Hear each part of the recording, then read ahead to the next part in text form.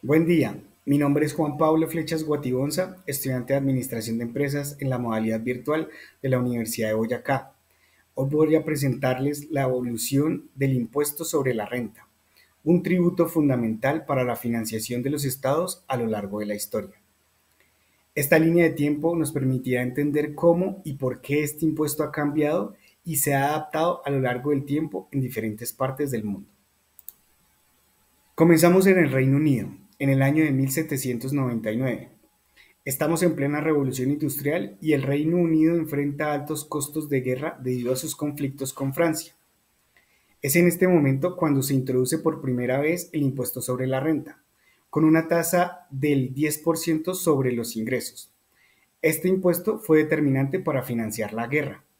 Este nuevo tributo no solo proporcionó los fondos necesarios, sino que también cambió la relación entre los ciudadanos y el Estado, permitiendo al gobierno acceder a información detallada sobre los ingresos y patrimonios.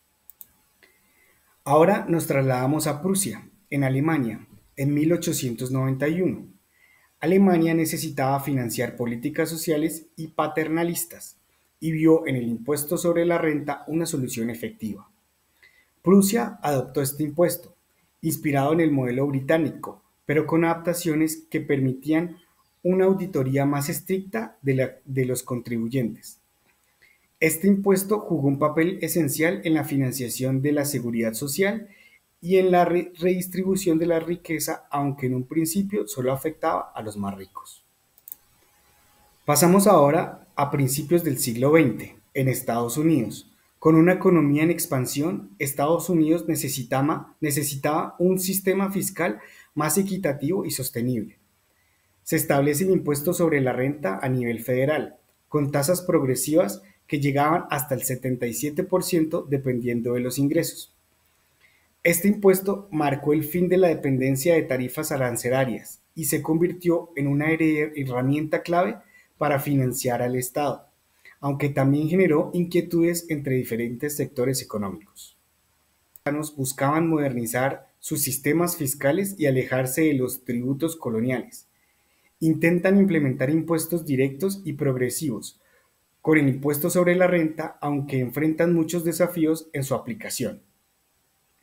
Estos intentos fueron los primeros pasos hacia la modernización fiscal, aunque muchos países encontraron dificultades para implementar estos cambios de manera efectiva. Nos trasladamos ahora a Gran Colombia en 1821.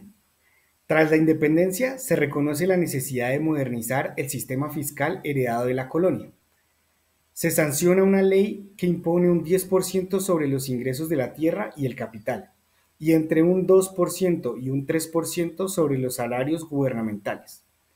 A pesar del esfuerzo, este intento fracasa debido a la complejidad en su aplicación y la oposición de sectores económicos. Sin embargo, sienta la base para futuros intentos de reforma.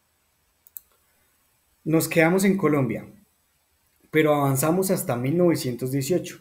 A principios del siglo XX, Colombia depende en gran medida de los impuestos aduaneros, lo que se considera insostenible.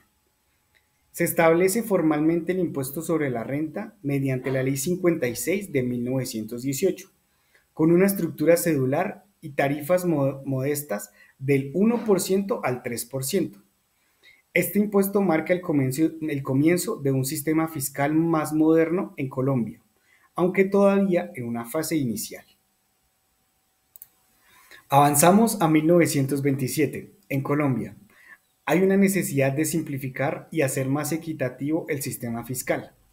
La Ley 64 de 1927 elimina la estructura cedular y establece una tarifa progresiva unificada que va del 1% al 8%. Esta reforma aumenta la capacidad de recaudación del Estado y hace el sistema fiscal más justo para los contribuyentes. Nos movemos ahora a 1935, también en Colombia. El Estado necesita nuevas fuentes de ingreso durante la Gran Depresión. La Ley 78 de 1935 introduce dos impuestos complementarios, el impuesto al patrimonio y el impuesto sobre el exceso de utilidades.